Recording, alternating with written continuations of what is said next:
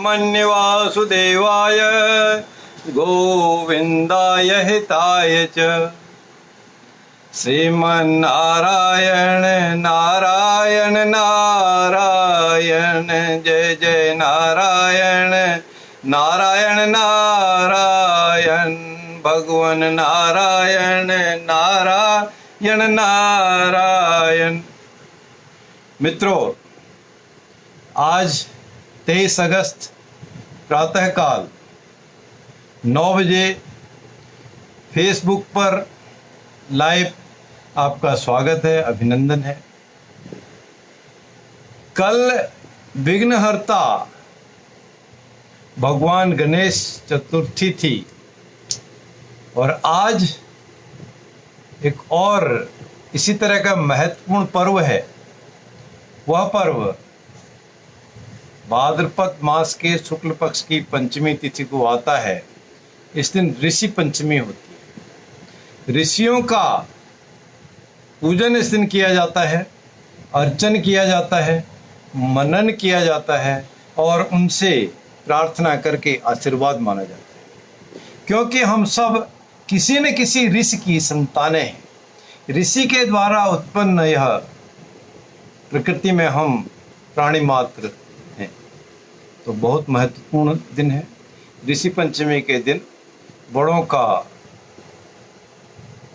आशीर्वाद जिस रूप में भी हमको मिल सके उसको ग्रहण करना चाहिए। और आज ही के दिन जो 12 नाग हैं, उन 12 नागों में से एक नाग करकोटक नागराज भी हैं। उन करकोटक नागराज का भी विशेष पूजन किया जाता है। यह मान्यता है कि भगवान करकोटक नागराज के पूजन से, अर्चन से बहुत सारे कष्ट दूर होते हैं, रोग व्याधि भय दूर होता है। तो यथासंभव आप करकोटक नागराज जी को नमन कर सकते हैं, उनके निमित्त पूजन कर सकते हैं, करवा सकते हैं। और नागराज के मंदिर में, शिवालयों में जल और दुग्ध दोनों को आप अर्पण भी कर सकते हैं और उनसे प्रार्थना भी कर सकते हैं। यह तो बात आज की तिथि की हुई।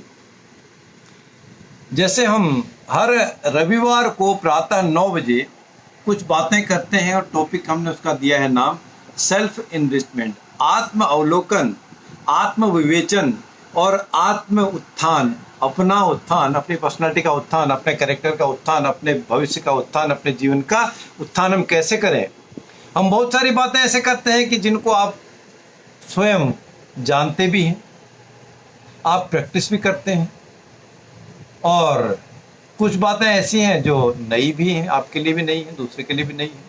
तो इन सारा जो संग्रह है हमारा, जो सारी बातें हम करते हैं, इससे एक ही सीख हमको मिलती है। वह सीख क्या है कि हम उन बातों को, उन तथ्यों को जिनको हम ऑलरेडी जानते भी हैं, प्रयोग भी करते हैं, और सावधानी से करें और अच्छी तरह से करें, उन पर हम ध्यान रखें, केयर करें, ताकि हमारा अपना भी उत्थान हो, अपना भी कल्याण हो, दूसरे का भी हो, समाज का भी हो, देश का भी हो, दुनिया का भी हो, मानव मात्र का भी हो, समस्त जगत का भी हर तरह से हो।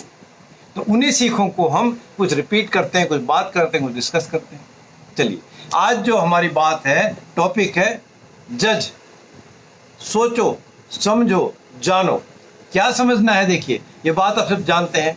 जो मैं 2-3 टॉपिक, 2-3 पंक्तियां कहने जा रहा हूं सूक्तियों के रूप में, क्योंकि आप भी जानते हैं इस बातों को। क्या कहा है? यह शिक्षा है कि बाल सफेद करने में जिंदगी निकल जाती है। जानबूझ के कोई सफेद नहीं करता, पेंट नहीं कोई करता, ग्रे नहीं करता। बाल सफेद करने में तो जिंदगी निकल जाती है। बहुत लंबे समय के बाद ही बाल सफेद हो पाते हैं। समस्त सज्जनों का, मित्रों का स्वागत है। जो थोड़ा देर से भी जुड़ रहे हैं, देर से भी जुड़े हैं, उनका भी स्वागत है। इस वीडियो को आप रिपीट करके अभी फेसबुक पर अवेलेबल रहेगी, फिर भी आप देख सकते हैं। तो इसलिए कहा है, बाल सफ़ेद करने में तो ज़िंदगी निकल जाती है, लेकिन जब हमको काले करने होते हैं, ग्रे पके हुए बाल, सफ़ेद बाल, तो उसमें तो आधा घंटा होता है। हमने मेहंदी लगा दी या कलर लगा दिया, जो कुछ भी लगा दिया, आधे घंटे में फिर उनका रंग काला हो गया और बहुत जल्दी 10, 15, 20 दिन, महीने में फिर वो सफ़ेद हो जाते हैं एक बार सफ़ेद होने के बाद। और वो जो सफ़ेद हो जाते हैं, जो उसका मतलब क्या है? उसका मतलब है कि उस जातक जातिका को लाइफ लॉन्ग एक्सपीरियंस है, जीवन का लंबा अनुभव है, वो एक दिन में सफ़ेद नहीं होते। लेकिन काले अगर आप करना चाहते हैं, कोई भी करता है, करना चाहता है, वो आधा घंटा लगता है। आप तो इंस्टेंट भी आ रहे हैं, 2 मिनट में भी आप लगाइए और धो लीजिए। कभी कभी ऐसे भी मलहम है, आप लगा लीजिए, आपको धोने की भी ज़रूरत नहीं है। तो ये आपका समझदारी डिपेंड करती है, आपका जीवन का, जिंदगी का अनुभव बताता है। और फिर खुशी, हैप्पीनेस,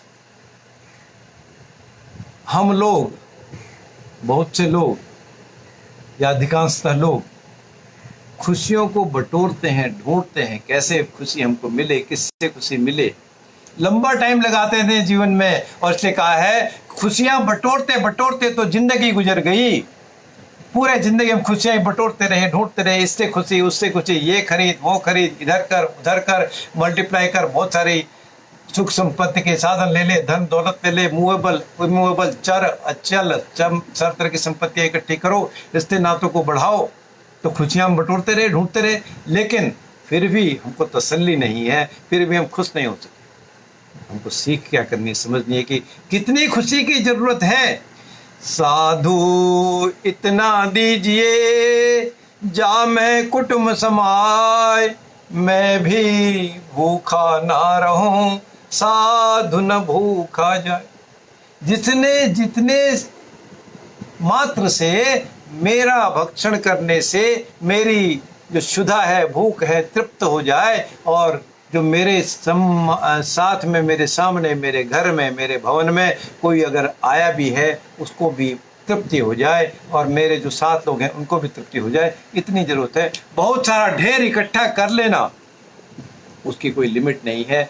आशा की, उम्मीद की, एक्सपेक्टेशन की कोई लिमिट नहीं है, उनकी कोई बाउंड्रीज नहीं है। इसलिए हमको इसको लिमिट में ही रखना चाहिए। खुशियों को उतना ही जितना जरूरी है उतनी खुशियाँ इकट्ठी करो। बहुत ज़्यादा खुशियाँ इकट्ठी करोगे तो कष्ट होना शुरू हो जाएगा, गम भी साथ शुरू हो जाएगा, ये ऐसी बात। और फिर इस तरह धीरे धीरे एहसास होता है कि जो लोग खुशियाँ बटोर रहे थे, खुशियाँ बांट रहे थे, बटोरने वाले को तो भूख खत्म नहीं हुई, लेकिन जो खुद बांट रहे थे खुशियों को किसी रूप में, उनका भी हाथ क्या था, वो भी दौलत के चक्कर में रह गए कि मेरे पास आज है तो मैंने कुछ बांट दिया। वो दौलत क्या है, कमाने के लिए निकल पड़े, और दौलत जब कमाने के लिए, दौलत इकट्ठा करने के लिए खुशियों के रूप में आप इकट्ठा करने लगे, तो दौलत तो मिली।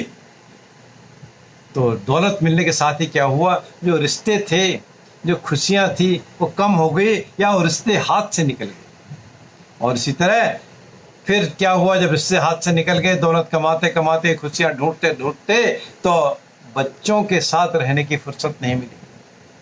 टाइम ही नहीं था, आप तो कमाने में ही लगे रहे, है ना, कमाने में लगे रहे, तो फिर बच्चों के साथ जब उनको वैल्यू टाइम चाहिए था, आपने स्पेंड नहीं किया, आप नहीं दे सके। और जब आपको अकल आई, जब आपके पास टाइम हुआ, जब आपकी वृद्धावस्था आई, जब कमाने की स्थिति नहीं रही, तब फिर आपके लिए आपने बच्चों को साथ मिलना, रहना, समय बिताने की कोशिश की।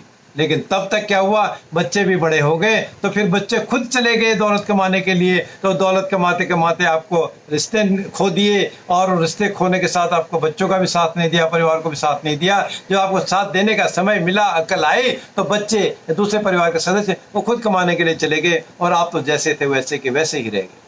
और समझिए कब आपको कितना कमाना है, कितना मिलना है, कितना अपियर होना है, कितना स्पेंड करना है, उसमें कहीं ना कहीं बैलेंस होना ही चाहिए। यह समझ, यह सीख, यह जजमेंट हमको आना ही चाहिए, तभी हमारा वास्तविक उत्थान हो सकता है।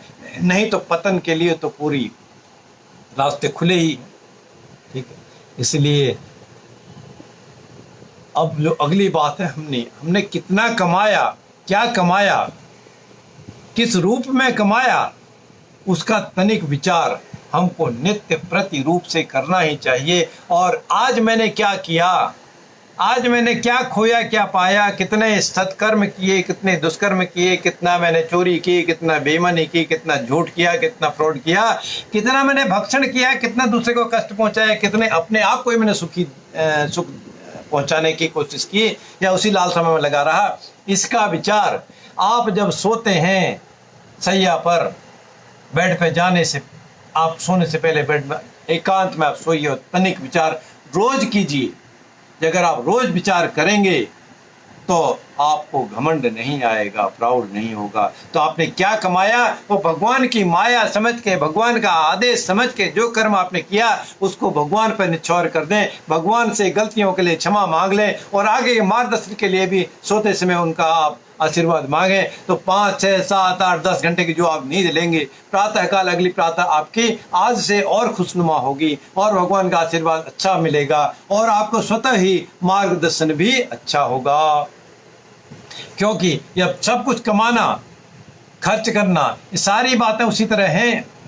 किस तरह से हैं? ये शतरंज के मोहरे की तरह हैं। क्योंकि जब शतरंज की पारी समाप्त हो जाती है तो वो राजा हो या पैदल हो, सैनिक हो या हाथी हो या ऊंट हो या घोड़ा हो, जिस भी नाम से आपको याद करते हैं उनको जानते हैं, वो जब शतरंज का खेल खत्म हो जाता है, पारी समाप्त हो जाती है, तो सबको एक ही डिब्बे में रख दिया जाता है, एक ही डिब्बे में पैक कर दिया जाता है और जो चौसर का शतरंज का जो चित्र भी है जिसमें खेला जाता है उसको भी बंद कर दिया जाता है। अर्थात एक समय सबका आता है जब हर किसी को इस शरीर को छोड़कर आत्मा निकल जाती है और वो कहीं न कहीं दूसरे स्थान पर पहुंच जाती है। तो जो कुछ कमाया वो सब यहाँ का यहीं रह जाता है। साथ किसी के क्या तू लाया था बंदे, क्या तू ले जाएगा? ना कुछ लाया था ना कुछ ले जाएगा, सिर्फ तेरी सीख ये रह जाएगी। इसलिए घमंड भी ना करो और जितनी जरूरत है उतना ही करो, उतना ही कमाओ, और क्योंकि उसी से आपको भी तसल्ली होगी, भगवान भी प्रसन्न होंगे। और इसी तरह जो क्रिटिक्स हैं, दूसरे की आलोचना करना तो आसान है, पर आत्म आलोचन करना, आत्म अवलोकन करना, या अगर आपके बारे में कोई आपके सामने आपकी आलोचना करता है, आपको करेक्ट करता है, तो वो आपका सच्चा मित्र है, सदमित्र है। क्योंकि सामने साफ बात कह देना, आपको गलत रास्ते से बचाना, आपको गाइड कर देना, आपको अलर्ट कर देना, आपको किसी कार्य करने से रोकना जिसमें आपकी भलाई हो, जिसमें आपकी बदनामी बस्ती हो, वो कौन करेगा? वो केवल और केवल आपका ऐसा मित्र करेगा जो वास्तव में सदमित्र है। और वो आपको निंदा भी सुनने के लिए, अगर आपको जब तैयार हो जाएंगे, बीडी पांडे जी का भी स्वागत है, जो निंदा करने के लिए, निंदा सुनने के लिए जो जातक जातिका तैयार हो जाएगी, वह आत्मावलोकन तो होगा, उसमें वास्तव में कोई न कोई करेक्शन करने की लालसा होगी, इच्छा होगी, कर्मों को भी वैसे करेगा और ये करते करते अंत में क्या होगा कि परम गति को प्राप्त होगा और उसको बहुत सारे लोग, दुनिया उसको याद करेगी, दुनिया उनको पसंद करेगी और वह विश्व विजय भी प्राप्त करेगा। उसका मान सम्मान पद प्रतिष्ठा सब चीज की उसको प्राप्ति होगी। इसलिए अपनी निंदा को सुनने वाला जातक बहुत ही श्रेष्ठ है। और इसी तरह का है कि कभी भी किसी के साथ भी दुर्व्यवहार ना करें, गलत बोल ना बोलें, किसी के लिए कटु वचन ना बोलें। बहुत जरूरी होने पर भी उस गुस्से को पी जाएं, थोड़ा सा जल ग्रहण कर लें, अपनी लार को जिह्वा से अंदर समेट लें, लेकिन कभी कटु ना बोलें, क्योंकि उससे आपका व्यक्तित्व दिखता है। इसलिए कहा है कि निर्दयी लोग, जो कट लोग हैं, निर्दयी लोग क्या करते हैं? अपने व्यक्तित्व को दिखाते हैं, निर्दयता से उनका व्यक्तित्व ही प्रकट होता है और आप वो नहीं हैं जो निर्दयी हो और आपका व्यक्तित्व नहीं है। इसलिए लोगों को कोई भी दूसरा हो, अपना हो, पराया हो, नजदीकी हो, पुराना हो, दुश्मन हो, मित्र हो, उसकी बातों को, दूसरे की कही बातों को, कोई घटना घट गई है उसको दिल से मत लगाइए। दिल से आप नहीं लगाएंगे तो फिर आप अपना रक्तचाप भी बैलेंस रखेंगे, आप अपने जिह्वा को भी कंट्रोल में रखेंगे, अपने एक्शन को भी कंट्रोल में रखेंगे। इसलिए थोड़ा सा धीरज रखिए, थोड़ा सा शांति बना के रखिए, आपका व्यक्तित्व उभरेगा और व्यक्तित्व उभरेगा तो आपकी बढ़ाई होगी, लोग आपको पसंद करेंगे। फिर दोस्तों की हम बात कर रहे थे, दोस्त क्या है? दोस्ती या महफिल में क्या फर्क है?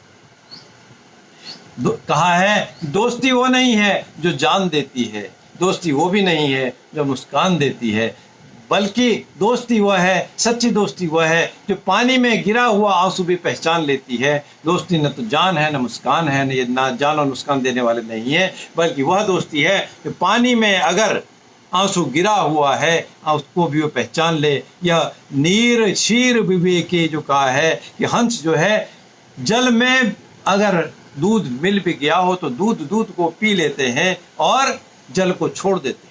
या दूध और जल की दोस्ती की हम बात करें, दूध को जब हम उबालने गर्म करने के लिए रखते हैं तो एक पर्टिकुलर समय के बाद दूध उबाल आता है, और जब उबालने के लिए गिरने होता है उसमें थोड़े से मात्र छींटे भी हम लगा दें, कुछ जल और डाल दें तो वो उसका उबाल रुक जाता है। तो दूध क्या कहता है, मित्रता की बात हम कह रहे हैं, दोस्त की बात करें, दूध कहता है कि मेरा मित्र मुझे फिर प्राप्त हो रहा है, इसलिए मैं रुक जाऊं, उबाल आने से रुक जाऊं। क्योंकि जब उबाल आता है तो दूध तो समाप्त नहीं होता, बल्कि जल ही वास्तविक होके उड़ता है। और दूध कहता है जब मित्र मुझे और प्राप्त हो रहा है तब मैं कुछ देर और रुक जाऊं और इसकी दोस्ती को मैं आगे बढ़ाऊं। और फिर मित्रता दूध और जल की और हंस की, दूध से मित्रता, और जो जान देने वाली, मुस्कान देने वाली वो मित्रता, या जो पानी में गिरे आंसू को पहचान देने वाली मित्रता है। कौन सी मित्रता अच्छी है, आप थोड़ा आत्मावलोकन करें, आप चाहें तो मेरे से बात भी कर सकते हैं। इसलिए कई बार हमको ऐसा सुनने में मिलता है, वैभव कंसल जी का भी स्वागत है, राधे राधे वैभव जी।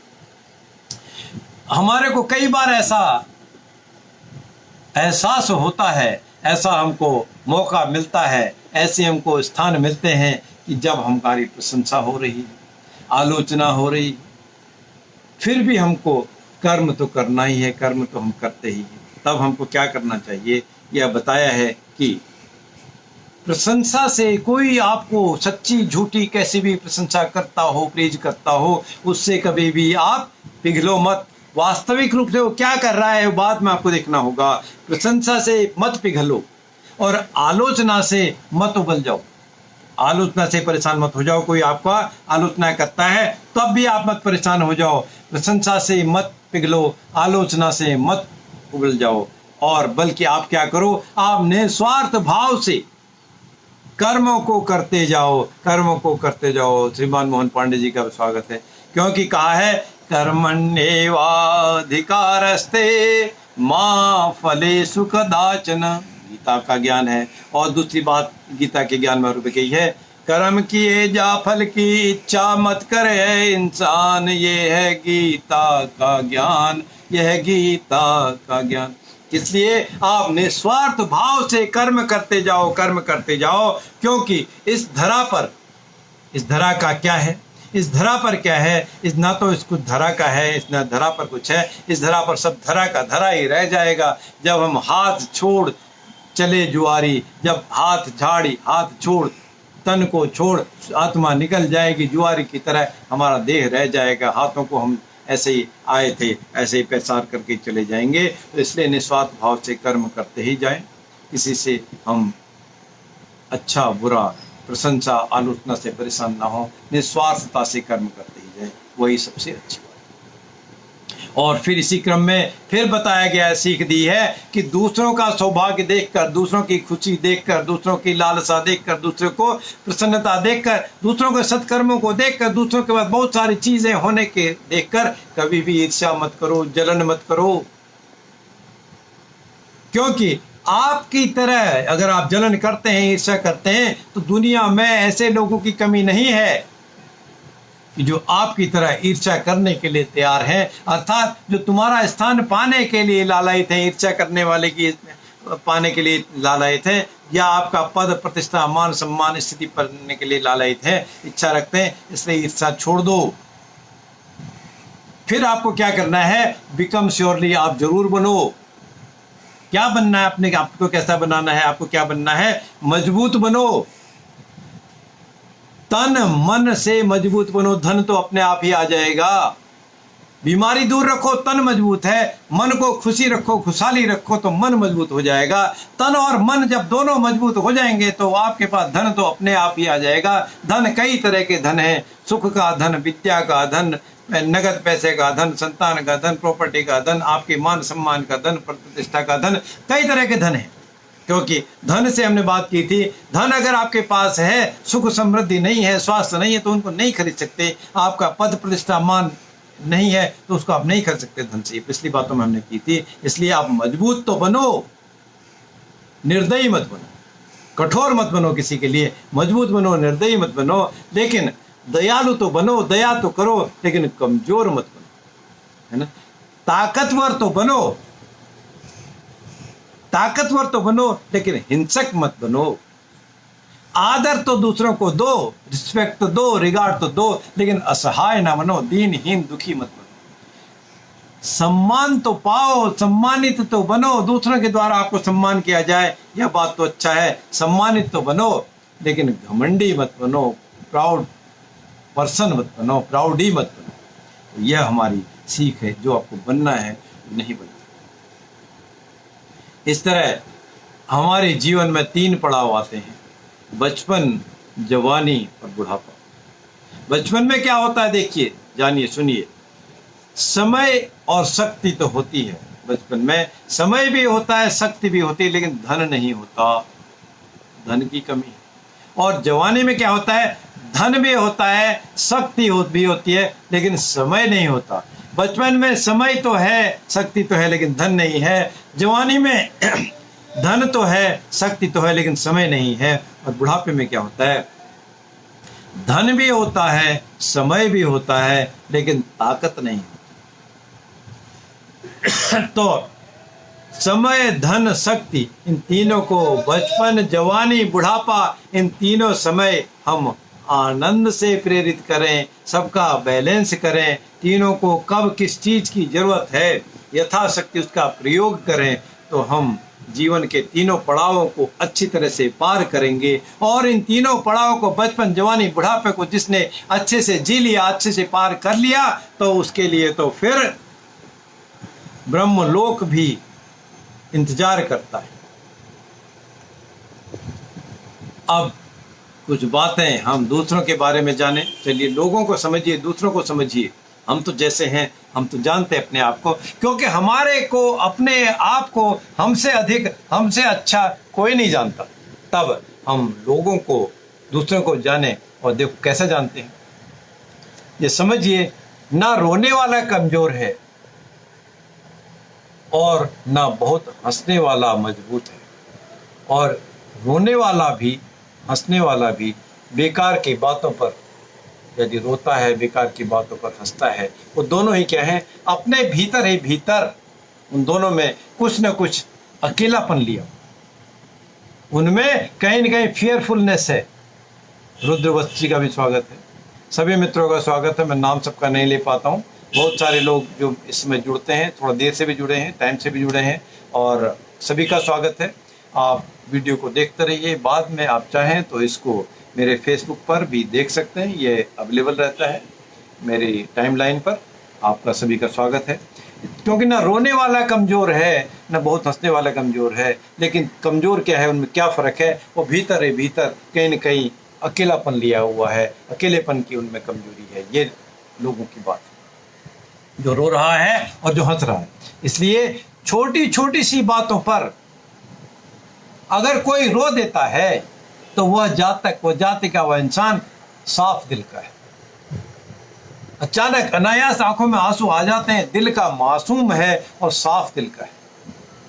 लेकिन जो असामान्य रूप से एबनॉर्मली जो भोजन कर रहा है, एबनॉर्मल जो बिहेव कर रहा है, रोज के रूटीन के व्यवहार से वो हटकर बात कर रहा है, हटकर बात करता है, हटकर खाना खाता है, हटकर रिस्पॉन्स दे रहा है, उसका बैठना, उठना, खाना, चलना कुछ चेंज आ रहा है, तो वह जातक जातिका आप पहचान सकते हैं कि वह किसी न किसी रूप में, किसी न किसी तथ्य में, किसी न किसी वजह से बहुत परेशान है। आप जानिए, कमजोर, हंसने वाला, अकेलापन लिया हुआ, साफ दिल और परेशान कैसे हम जाने। और जो ऐसा ही एक बात और है, छोटी सी बातों पर, मामूली सी बातों पर, बेकार की बातों पर भी जो गुस्सा आ जाता है, ऊंच नीच जो कर देता है, ऐसे जातकों को वास्तव में प्यार की, मोहब्बत की जरूरत है। और जिसको प्यार की जरूरत है तो हमको उसको क्या देना चाहिए? प्यार ही देना चाहिए। जो कमजोर है उसको सहारा ही देना चाहिए। जो असामान्य है, परेशान है, उसको हमको गाइड ही करना चाहिए। और जो साफ दिल के लोग हैं उनसे हमको सीख लेनी ही चाहिए। इसलिए जो हमारे टाइम है, जो वक्त है, ये क्या करता है? वक्त बड़ा बेईमान है, ये रुकता नहीं है। कहा है, time and tide wait for none. समय और मौत किसी का इंतजार नहीं करती। कब समय निकल गया है, काश हम घड़ी को रोक पाते, नहीं रोक पाते। आप घड़ी का बैटरी निकाल दीजिए, आपकी घड़ी बंद हुई, समय बंद नहीं हुआ, समय नहीं रुका। हमने 9 बजे शुरू किया था, 9:30 बजने वाला है, समय तो चला गया। इस बीच में हमने कुछ समय लिया, कुछ समय खराब किया, आपका समय भी लिया। जैसा आप इसको विचार करें तो हमारे समय तो निकला।